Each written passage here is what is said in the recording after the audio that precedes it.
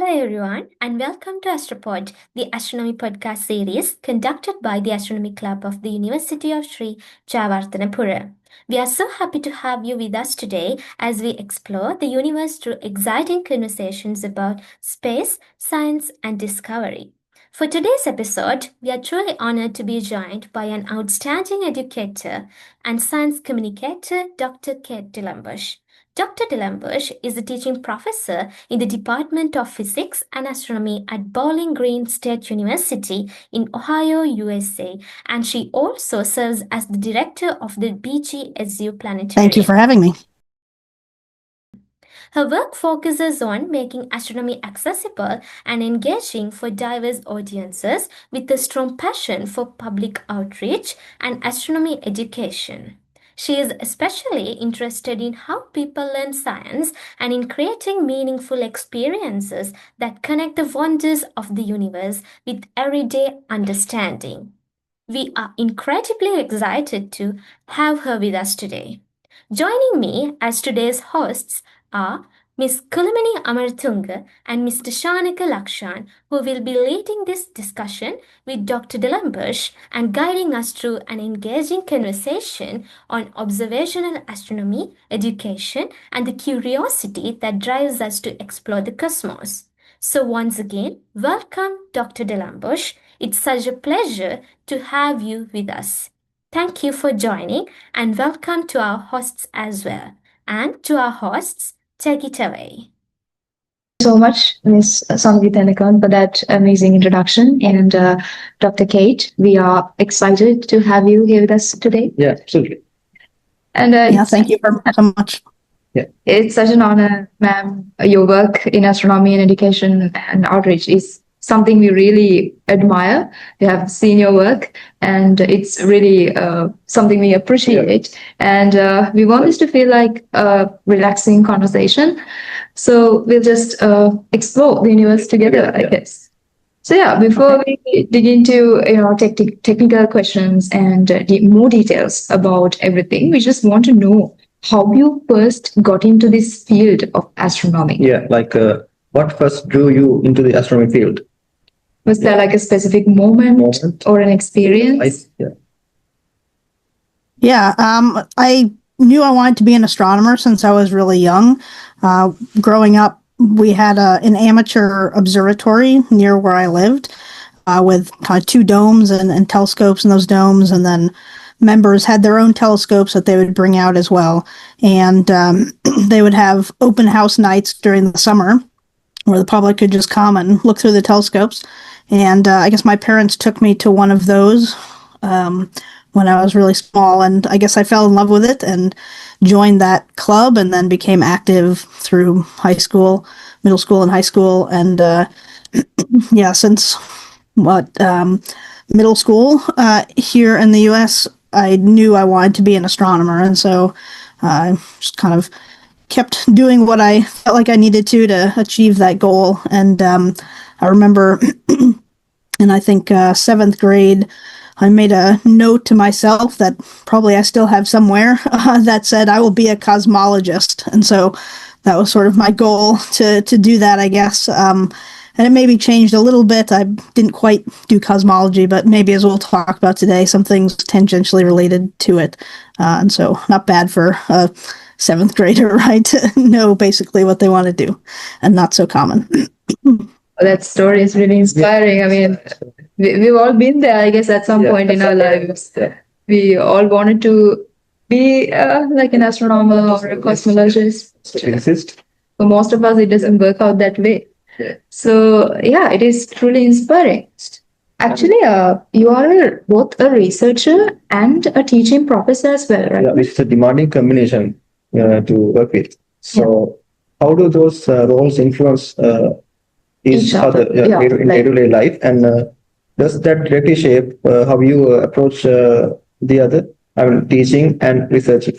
Is it difficult to balance both of these? Yeah, well, these days are really, since grad school, I've primarily focused on teaching. My position here at Bowling Green State University is to teach and now be director of the planetarium. And so I don't really get to do research anymore, but yeah, I think trying to stay somewhat connected to that is important, to try to keep up with things. So about the research background and teaching, your role as a teacher. The roles. Yes. So shall we move on to the technical part? Yeah. Shall we start talking about observational astronomy? Yeah. So when it comes to observational astronomy, students who are new to the field, they find it's interesting. So the outcome is interesting, but the process, we have to go through a serious process. I mean, go through the technical stuff and methods, and there's a lot of science behind that. And most of students who approach observational astronomy, they are willing to.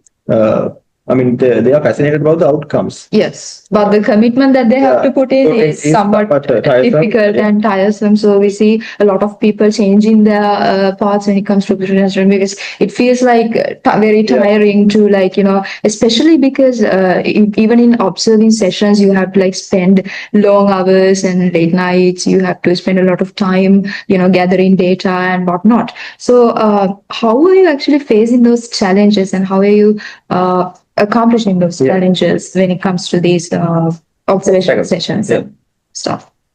Yeah, so I think in general, astronomy and physics too, for that matter, is something that you really need to want to do, I think, to do it, right? Because it is a lot of work and can be strange hours, especially for astronomy.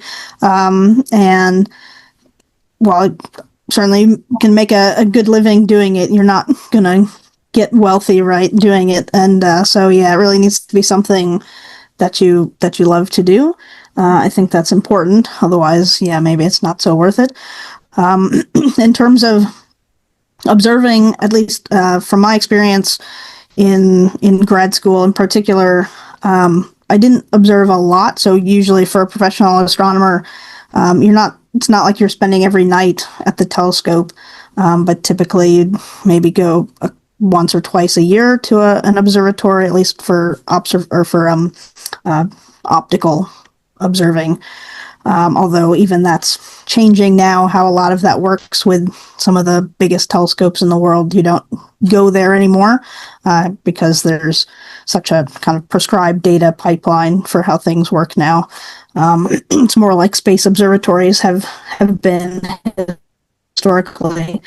But in grad school, right, I would go once or a couple times a year to the telescope, and then you're there for maybe a week at a time, a few days to a week.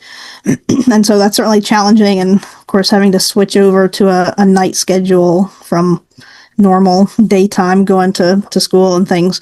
And so that takes a little bit of adjustment, but it's for a limited time, so you manage, right, and get used to it. But it's good to be up during the daytime again afterwards.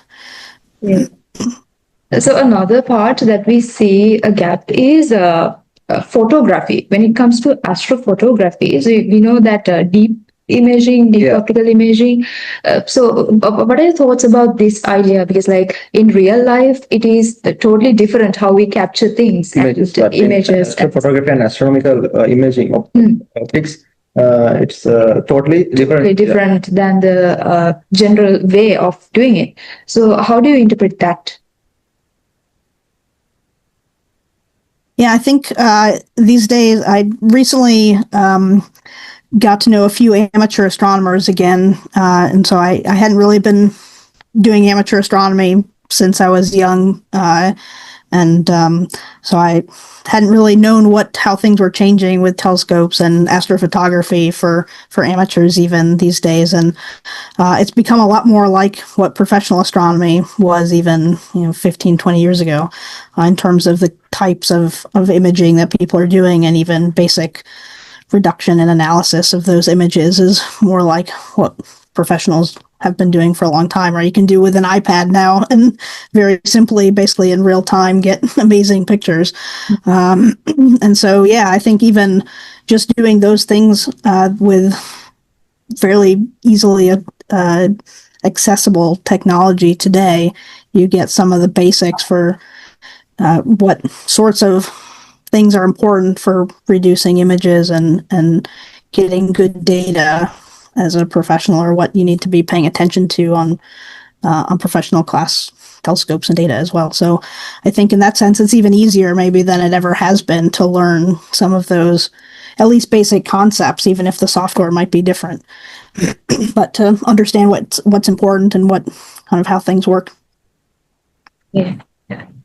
So another thing is when we in observation astronomy. Yeah. Mm-hmm. So it's like you talked about optical observations and stuff.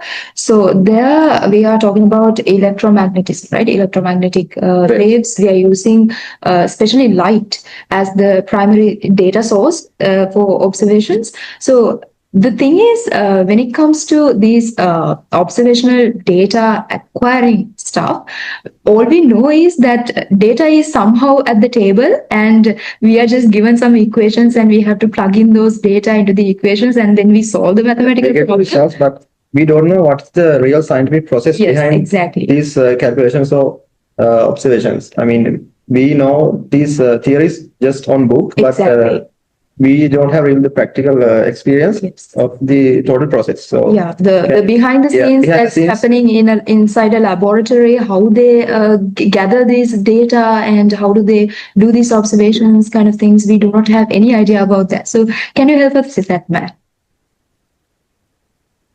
Yeah. So in terms of optical observing, right, looking at or detecting light like our eyes can see. It's works, or the technology is very similar to what we all have on cell phones and cameras these days with a CCD camera, right? So you've got a chip with pixels on it that are collecting the photons. And one thing that's different, though, from how we might take a kind of everyday picture with our phone, is that in astronomy, and in order to get good data, we don't take color pictures, right? Is amazing as those look, and we see great pictures from space telescopes, right? And maybe we can talk about how those color pictures are made. But in terms of data, you want a black and white picture that you then take several images in different filters, so you know exactly what wavelengths of light are hitting your detector. And so we split things up into multiple bands.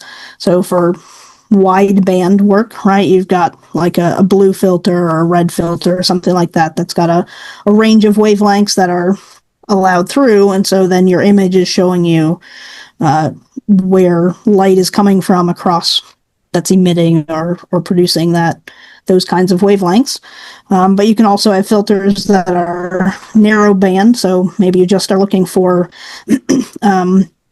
hydrogen alpha, say, right? So it's not quite spectroscopy, but you can do sort of get close, at least in a few wavelengths, with a narrowband filter too, that can tell you a lot as well, to see, again, sort of what kind of light is coming from different places in your source or the thing that you're looking at. So is that how we interpret the composition of a body, with the spectral analysis and stuff? And we have the velocity calculations based on the light emitted by these galaxies, distant galaxies and stuff. So is that the way we do it? So sure. Yeah. So there are a couple of, even in just optical visible light astronomy, where you might take pictures, which is photometry. So you're kind of counting up how many photons there are in places in the image in different wavelengths or different bands. But if you want more fine-grained information, right, specifically what spectral lines are there, then you need to take spectra instead. So there, the light for getting to the camera will go through diffraction grating or similar methods like a prism, right, to split up the light essentially to see what specific spectral lines are present. And so in terms of what you might do, it depends what scientific questions you're asking, whether you need photometry or you need spectra. But yeah, if you want velocity information, right, or specific composition details, then you need spectra, not just photometry, not just imaging. Yeah, just imaging. Before, when you were saying about this photography, you said that the photos are not colored, right? Yeah. So how do we add in the color? Yeah, so if we look at all the nice pretty pictures from Hubble Space Telescope, right, or James Webb these days, it's even a bit different where they've taken pictures in multiple filters and then assigning a color to each of those pictures and kind of adding them together, stacking them together, so we get something that looks like what we're used to seeing as a color picture. And for James Webb, for example, right, that's an infrared telescope, so it's not even detecting light that our eyes would see. So, of course, it's not green or blue or red or something like that, right? They're longer wavelengths. And so you're making a stylistic, somewhat choice, right? What color you assign to each filter to make a picture that, right, we see something in and will be scientifically or beautiful, I guess, right, if it's a public release kind of picture. Yeah, so I think this was the same case in the black hole image that we took in 19, right? 19, right? 19. Yeah, that's right. Yeah, so the M87 galaxy, we took this photograph. So do you want to elaborate how we took that photograph and how that imaging worked? Yeah, I don't know if I remember exactly how they did that picture, but one of the, I guess, really important things in astronomy is that since we are limited to just detecting light, or a little bit beyond that now with neutrinos and gravitational waves, it's starting to change a little bit, but basically we just have light, right, to detect from distant things that we can't go to. And so it's really important in astronomy to utilize as much of the electromagnetic spectrum as you can, and different kinds of light tell us different things about objects in the universe. And right, so, for example, infrared, kind of an easy to understand thing that we can learn is about temperature of an object from that, right? If some regions are hotter than others, where you don't really get that with visible light. And if you use radio waves, you get other different information again. And so often you want to observe something in multiple wavelengths to build a more complete picture and get more information than you would if you just limited yourself to one kind of light. Yeah. Yeah, and Kulamini, I want to add something. Is the deep optical imaging somewhat related to this field that we were talking about, and how does that play a role in studying about distant galaxies? Can you elaborate on that?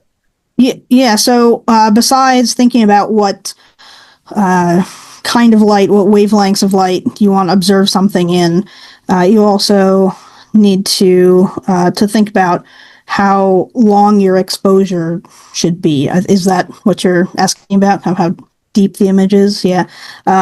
So yeah, when we look at something that's faint, right, you need to gather a lot of photons in order to see it or to get more information about it. And so that can mean taking really long exposures.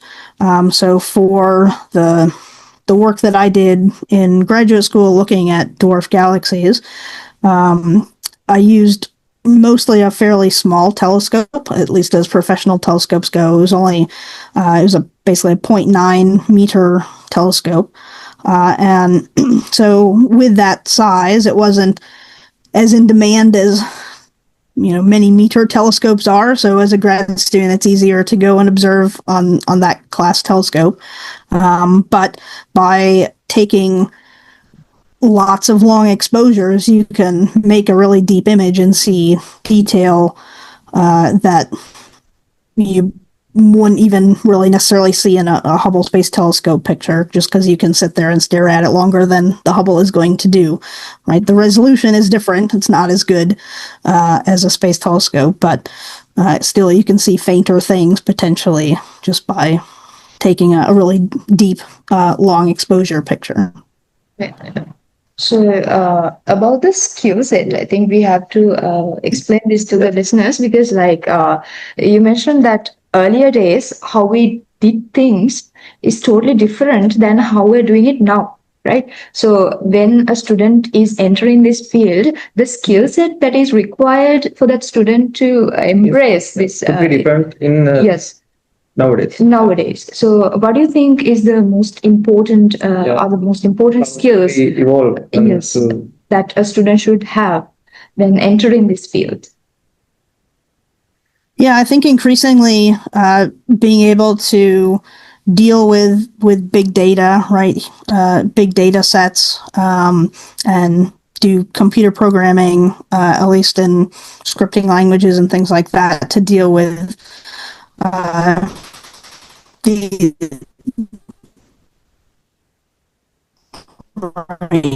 huge data sets and more complicated data than we've had before. So ways that you do this kind of observation, right, these kinds of exposures and things like that, and then try to get permission, get assigned time where you get to go and take those observations with some of the biggest observatories in the world now, like the Rubin Observatory that's recently come online in Chile. It's scanning the sky kind of constantly, and so it's taking enormous data, right? They're huge images and at a rapid rate. And so the amount of data is too big to kind of, you get your images like you would at other observatories. And so they have a whole pipeline that the basic analysis is already happening, and right, new kind of techniques and how you then disseminate the data and what form that is changing with just kind of how large in size the CCDs are now, and these kinds of big survey programs, how those are working. And so it's a little bit like how space observatories used to be, where there would be kind of some initial reduction that's done before you necessarily get the data, just to manage kind of those details. Yeah. Yeah, so but I think probably for students going into astronomy, to be able to understand, right, what's happening or what those analyses are, that it's hopefully not too much of a black box, right? And so, you can sort of trust that the data are telling you what you think they are, or making sense of what they've done to the data will be important, I think. Yeah. So it's like nowadays understanding the technology part and the data analysis and coding and all these things are more important than I think trying to understand the physics concepts. And I mean, we do need the knowledge about that as well, but when compared to the previous days, I think the most important process is somewhat complex. It has become somewhat complex than previously. We had to add that AI systems are now developing, so we have to incorporate that as well. Yeah, with the technology, I think the skill set that we require has been changed because of that. Another aspect. More technological, I think. And I think enough about observational astronomy. So when it comes to cosmology, actually about this dwarf galaxies thing, we saw the research that you had done about these dwarf galaxies, and honestly, to be honest, we didn't even know that. For us as well. Yeah, it was something new for us. We had heard about dwarf planets and brown dwarfs and everything in stellar evolution, but this dwarf galaxies concept was somewhat new to us. So can you explain that in brief, ma'am? Sure. Yeah. So we live in the Milky Way galaxy, right? And it's a kind of medium to bigger sized galaxy. And certainly there are lots of those sized or bigger galaxies in the universe. But actually most of the galaxies in the universe are dwarf galaxies. So they're much smaller, kind of billions of stars or fewer rather than tens of billions of stars like a bigger galaxy.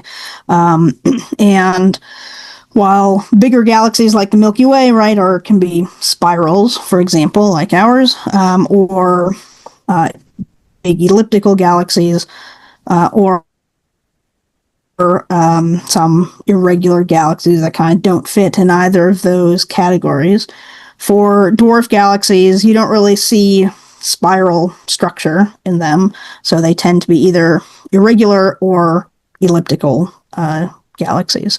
And with that, right, with that morphology, there are also differences in what those galaxies are like in terms of whether they're forming stars or not. So elliptical galaxies, whether big ones or dwarfs, tend not to be forming stars, and so they also don't have gas and dust in them like a spiral does, right? It doesn't have the fuel to form stars, at least anymore. Whereas irregular dwarfs do and can be forming lots of stars, actively forming stars. And so you've got, right, these differences here. And so in my PhD thesis, I was looking at a few kind of oddball dwarfs that had some characteristics of each where they looked more like elliptical galaxies, but they had lots of star formation going on, at least in their centers. And so they didn't fit as well into kind of that dichotomy of the two different types. And so I'm trying to kind of understand whether these were some galaxies kind of in transition, whether there's a mechanism where the dwarf galaxies could change from one type to another. And so since these were seemingly having characteristics of both, right, they seemed like maybe these could be sort of a missing link kind of candidates for that kind of process. It seems like there's a lot to learn about dwarf galaxies than we thought, because we actually didn't have an idea before this about these dwarf galaxies. But it appears that it is quite common in the universe. Like there are many galaxies like that. So a little question: are there any unanswered questions nowadays in cosmology? Yeah, I'd say there's probably more unanswered questions than answered questions, or it increasingly seems that way. So I remember as even a college student, it was kind of a joke at that point, but people were still trying to nail down what the Hubble constant was, for example, which tells us about the expansion rate of the universe. And so when I was in college in 2000 or so,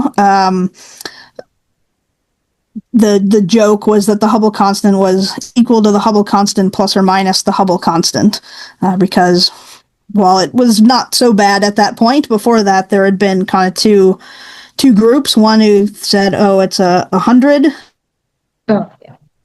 and another group that says it's 50. And so then I sort of turned out that it was in between those things in the 60s, probably. And so when I was in college, there were some new spacecraft that were going to be launched, and thinking, oh, we're going to answer this, we'll know it really well. Kind of nailed down all these cosmological parameters, and it's just details to work out now, sort of thinking to some degree. And over the last decade or so, that seemed to be, or a few decades ago, that seemed to be true, right? That we were nailing it down. It's like 68. But over the last 10, 15 years, now there started to be a tension again where maybe we don't know it so well, where there have been different ways of measuring it. One, kind of looking at the cosmic microwave background, this kind of afterglow from the Big Bang. And so folks who measure it in a way using the CMB have been getting one value, and folks measuring it kind of more traditionally, like Hubble did with more nearby galaxies, have been getting a little bit different value. And they were overlapping each other's error bars for a long time, so they could be the same. But more recently, they've narrowed their error bars, and they haven't been corresponding with each other anymore. And so this has been called the Hubble tension, since, once again, maybe we don't know what the Hubble constant is equal to or what's going on. And with James Webb, there maybe been some hints that maybe there isn't a tension, but I think now it's kind of coming back again the last few months. And so, yeah, that's one big question, right? And things like that, along with not yet having a real idea with certainty what dark matter or dark energy are, these things that seem to be important in the universe. And so, yeah, it seems like maybe we're missing something important, right? That there's some piece that we just don't quite have yet that maybe could resolve these questions. And so, yeah, I think if people are interested in cosmology, it's probably an exciting time with that, and maybe something significant to be discovered. Yeah, when talking about observation astronomy research, has there been any observation or results that you absolutely that changed the way you view about the universe, so that the result surprised you in some way? Has there been any research outcomes? Yeah, I mean, I think even this Hubble tension kind of thing, it was kind of surprising, right? Like I said, people were thinking, yeah, we just need a little bit better lower uncertainty, and we have things figured out. But that hasn't turned out to be the case. And so for me, I think we're at least thinking about sort of the nature of science, right? That can be really exciting, that science is about asking questions and recognizing that you don't have all the answers and trying to make sense of things. And so I think sometimes when there are these questions, that's often when a bigger leap or a kind of big advance can happen, right? Because maybe we are missing something significant. And so if someone can figure that out, that will really change perhaps fundamentally, our understanding of the universe. I've heard of this story where we used to use this Hubble's constant to calculate the age of the universe and to do some calculations about the velocity of distant galaxies and the distance that we have with those galaxies. So do you think that with the change of this Hubble's constant, all of these also has to change, right? The way that we have interpreted all this way about the age of the universe and about the velocities of these galaxies. So do they change as well with these new findings? Yeah, since I'm not really doing research anymore, I haven't really paid attention so much to how folks are presenting things like distances and papers these days. But even still, when I was in grad school, since there was some question what the Hubble constant was, we would tend to talk about the distances to galaxies in terms of the redshift, basically measuring a velocity, with recessional velocity for the galaxy, and just kind of reporting that, or putting something where you could, the way you'd present it, you could essentially plug in your favorite value of the Hubble constant to get the actual distance in megaparsecs. But we'd be reporting essentially the redshift. Yeah. So about this outreach role that you are playing in this in this society, and you are trying to educate more students as much as possible. So do you have any advice to give to a student who is trying to get into this field?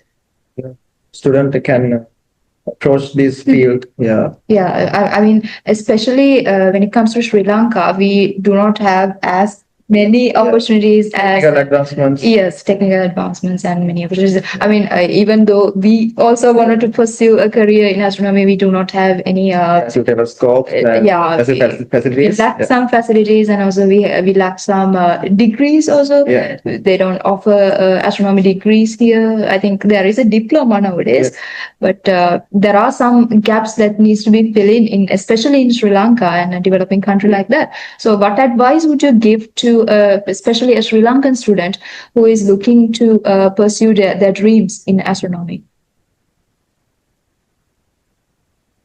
Yeah, I think today, with how accessible so much is online, that it's probably easier than ever to find information, to learn things, even if you don't. It's not so easy with a specific school or degree. And right, I think fundamentally you just need to be curious, right? And that's really what science overall is about, right? You see things in the world or the universe that you're curious about and want to learn more, right? And So in terms of just getting excited about astronomy, I think just looking at the sky is a good place to start, right? If you can get away a little bit from city lights and just look up at the sky, right? It's an amazing thing to see, and I think brings about that sense of wonder that you can imagine people from throughout time, right? Humans have looked up at the sky and kind of been in awe or just wonder at what they were seeing. And I think astronomy is really just kind of continuing that today, right? Even if we're doing so with different technology than just our eyeballs, but the sentiment is the same. And so in that regard, I think astronomy has is maybe more powerful in terms of getting people interested than lots of other sciences are, just because there is that sense of wonder. If you can show people the sky or even just pictures of things, that right, sort of innate, I think, in us to be interested or feel a sense of awe in seeing things out in space. And so astronomy can help capture that, and especially for kids, right? That comes naturally, I think, often. And so if you can keep them interested, and even though it might be hard and there's lots of math and physics to learn along the way, if you really want to make a career of it, right, it's important not to lose that sense of wonder in doing things.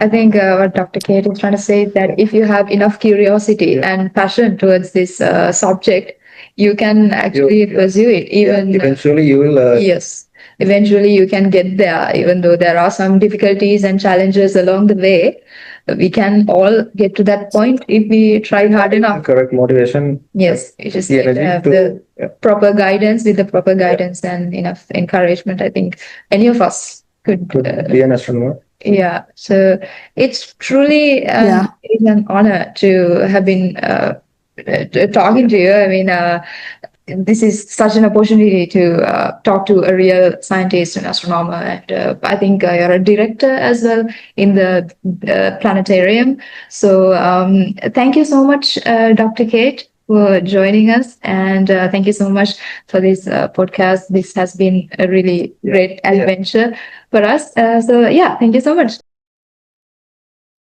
As we come to the end of today's episode, we would like to extend our sincere thanks to everyone who joined us for this fascinating discussion.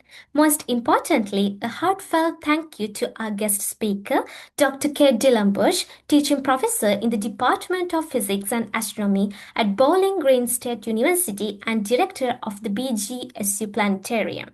Dr. Dellenbusch, we are truly grateful for the time you shared with us today and for the inspiring work you do in astronomy education and public outreach. Your insights into making science accessible, meaningful, and engaging for diverse audiences have been incredibly valuable, and it has been an absolute pleasure having you on this podcast.